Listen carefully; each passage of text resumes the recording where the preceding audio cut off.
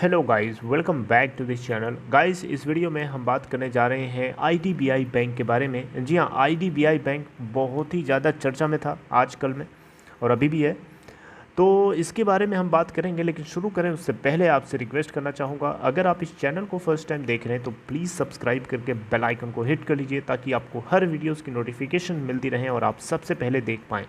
तो गाइस, 6 मई 2021 को अगर आपने देखा होगा तो ह्यूज गैप अप ओपनिंग हुई थी। 37.95 की ओपन प्रीवियस क्लोजिंग प्राइस 5 मई 2021 को क्लोज हुआ, जबकि आप देखें तो 6 मई 2021 को 41.30 की गैप अप ओपनिंग होती है और उसके बावजूद 43.50 का अप जो है इंट्राडे में हाई हिट करता है और 40.15 का जो है लो हिट करता है।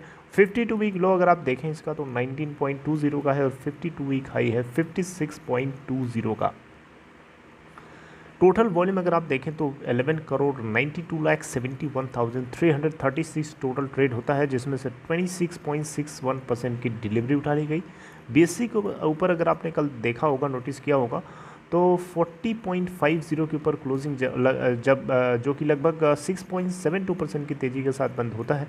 1 करोड़ 1,59,112 टोटल वॉल्यूम ट्रेड हुआ, जिसमें से डिलीवरी है 53%।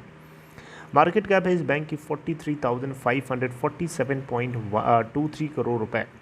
अगर हम देखें इस बैंक के अंदर टेक्निकली तो बहुत ही ज़्यादा बुलिश है, बहुत ज़्यादा बुलिश है, और इसके पीछे सबसे बड़ा कारण है। कारण क्या है, वही तो मेरा मेन आज मोटो है इस वीडियो के अंदर डिस्कस करने का। आइए देखते हैं और जानते हैं।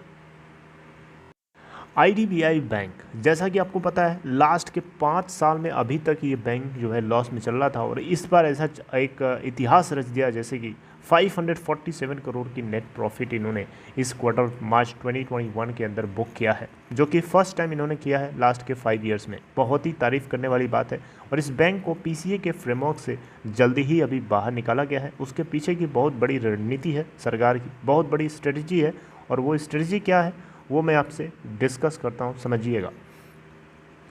फाइनेंशियल ईयर फिजिकल ईयर 2022 के बजट को पेश करते समय फाइनेंस मिनिस्टर निर्मला सीतारमण जी ने बताया था कि 2 सरकारी बैंकों को प्राइवेटाइज किया जाएगा अदर देन आईडीबीआई बैंक। जी हाँ, उन्होंने कहा था अदर देन आईडीबीआई बैंक। तो आईडीबीआई बैंक को प्राइवेटाइज करने की प्लानिंग तो पहले ही से चल रही थी, लेकिन कोरोना वायरस के चलते डिले हुआ और वो जो है इनका जो प्रोसेस था वो कंप्लीट ना हो सका, जिसको इन्होंने इस फिजिकल ईयर के अंदर करने की पूरी तरीके से ठान लिया। और उसी के चलते अगर आप देखें यहाँ पे तो आईडीबीआई बैंक के अंदर हमें 9% की जंप के साथ ओपन होता हुआ दिखाई दिया था, क्योंकि CCEA यानी cabinet committee on economic affairs की तरफ से, जिसको प्राइम मिनिस्टर ने चेयर किया था, इसकी तरफ से इसको अप्रूवल मिल गया है डिसइन्वेस्टमेंट के लिए, जिसके चलते यहाँ पे हमें तेज़ी देखने को मिली। देखिए यहाँ पे 6 मई 2021 को,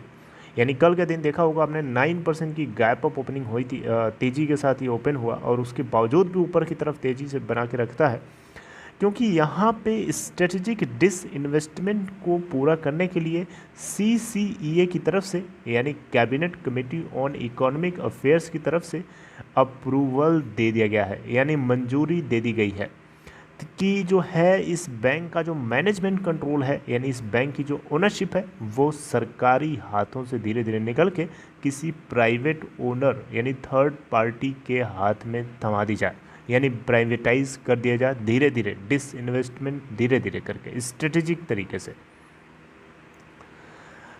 ये प्रोसेस जो है इनका लॉन्ग पेंडिंग चल रहा था, ये आपको अच्छे से पता है, अभी मैंने आपको बताया।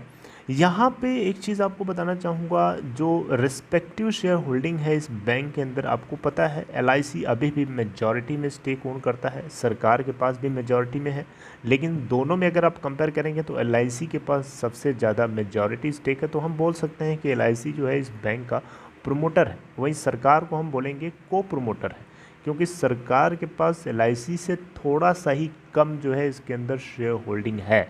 तो इसलिए हम बोल सकते हैं कि सरकार यहाँ पे इस बैंक के लिए एक को प्रोमोटर की तरह काम कर सकती है। तो गाइज़, यहाँ पे बताना चाहूँगा आपको, LIC जो है और LIC अपने स्टेक को इसके अंदर अगर कम करेगा तो किस प्राइस पे कम करेगा, सरकार अपने स्टेक को कम करेगी, किस प्राइस पे कम करेगी, ये प्राइस का जो चक्कर है ये डिसाइड किया जाएगा जब रिज़र्व बैंक ऑफ इंडिया से इसी के ऊपर बातचीत करी जाएगी। काफ़ी ज़्यादा उसके ऊपर डिस्कशन होगा, कंसल्टेशन होगा, जिसको लेकर के ट्रांजैक्शन से जुड़े हुए जितने भी कंसेप्ट्स हैं उन सब चीज़ों को समझा जाएगा। उसके बाद जो है एक प्राइस डिसाइड किया जाएगा। आप यहाँ देख सकते हैं the extent of respective share holding, यानी किसके पास कितनी शेयर होल्डिंग बिकेगी या कितनी रहेगी, ये सारी बातें जो है आरबीआई से कंसल्ट होने के बाद ही डिसाइड किया जाएगा। यहाँ आप देखें तो सेंटर और एलआईसी, सेंटर मतलब सरकार, एलआईसी दोनों मिला करके अगर आप देखें तो इस बैंक के अंदर 94% की होल्डिंग रखते हैं, जिसमें से अगर हम देखें तो एलआईसी के पास जो होल्डिंग है 49.24% है। वहीं हम बात करें सरकार की तो सरकार इसमें 45.48% की होल्डिंग रखती है। तो 49.24% सबसे ज़्यादा है, जिसकी वजह से एलआईसी को यहाँ प्रमोटर, और 45.48% के साथ सरकार है जिसको हम को प्रमोटर बोल रहे हैं।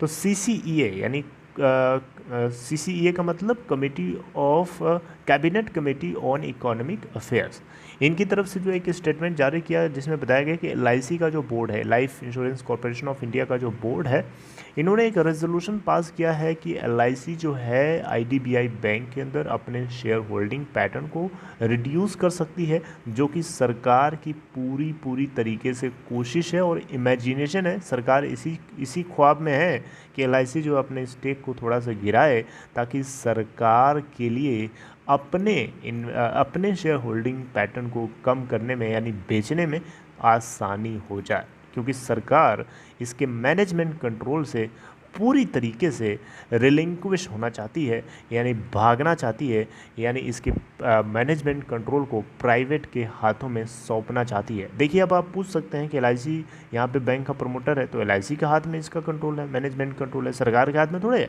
लेकिन देखिए एलआईसी भी तो सरकार को ओन करती है, तो एक तरीके से देखें तो IDBI बैंक जो है इसके अंदर सरकार ही तो ओनर है एक तरीके से देखा जाए, क्योंकि एलआईसी ओन करता है, इसके अंदर एलआईसी को ओन करती है सरकार। तो सरकार एक तरीके से देख सकते हो बच्चे की माँ है।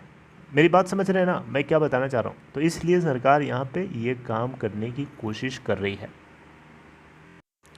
इसी के चलते हम लोगों को इसके अंदर तेज़ी देखने को मिलेगी। और आपको एक चीज़ और बताना चाहूँगा, इस बैंक को हो सकता है दौड़ाया जाए ऊपर की तरफ। क्योंकि ऐसा इसलिए मैं बोल रहा हूँ क्योंकि एलआईसी जो यहाँ पे 49.24% की जो होल्डिंग रखे हुआ है, इसके अंदर जो प्राइस है पर शेयर के हिसाब से एवरेज प्राइस वो 61 रुपये समथिंग पैसे है। तो डेफिनेटली अभी 40 के अराउंड चल रहा है, तो इसको हो सकता है आपको 60 के अराउंड या उससे ऊपर जो है इसको चढ़ा करके लेके जाने की कोशिश जो है आपको होती हुई दिखाई दे सकती है। ऐसा इसलिए बोल रहा हूँ क्योंकि उसके नीचे अगर एलआईसी बेचता है तो एलआईसी के पास बहुत ही ज़्यादा एलआईसी को नुकसान होगा, जो कि मुझे नहीं लगता कि ऐसा होने देगा। एलआईसी पागल नहीं है, आपको अच्छे से पता है। तो इसको हो सकता है ऊपर की तरफ चढ़ाया जाए, दौड़ाया जाए, और उस बीच में आपको बेवकूफ़ नहीं बनना है। वैसे मैं आपको चीज़ों को समझाता रहूँगा, बताता रहूँगा, आप जो है मेरी चीज़ों को, वीडियोस को ध्यान से समझते रहिए, सुनते रहिए। और आपको ऐसा नहीं है कि मैं बताऊँगा नहीं, बीच बीच में आपको इस चीज़ के ऊपर जो है टोकने के लिए आऊँगा ज़रूर, अलग अलग वीडियोज़ के ज़रिए। तो आप जो है उस चीज़ को नोटिस ज़रूर करिएगा। वैसे मेरा अटेंशन इसके ऊपर पूरा बना हुआ है, आप लोग चिंता ना करिए, बस आप कनेक्टेड रहिए और चीज़ों को सुनते रहिए, देखते रहिए, समझते रहिए, और आपको हर चीज़ जो है बताई जाएगी। Alright guys, see you next time updating something new in next video. Till then take care. And lastly मैं आपसे एक रिक्वेस्ट करना चाहूँगा, अगर आप डीमेट अकाउंट ओपन कराना चाहते हैं तो डिस्क्रिप्शन बॉक्स में देखें आपको एक लिंक मिलेगा, उसे क्लिक करके अगर आप चाहें तो अपस्टॉक में अकाउंट ओपन करा सकते हैं। See you guys next time, take care.